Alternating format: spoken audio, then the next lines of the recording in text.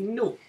I dag er det farfars fødselsdag. Hurra, hurra, hurra. Han sikrer sig en gave, for som han har ønsket sig i år. Med dejlig chokolade og kager til. Hvor smiler han, hvor er han glad. Hurra, hurra, hurra. Men denne dag er også rar, for hjemme venter mor og far med dejlig chokolade og kager til.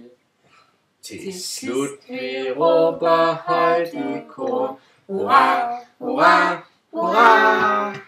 Gid farfar længe leve må, og sine ønsker opfylde med dejlig chokolade og kager til. Ved I godt, hvor gammel han bliver? 63.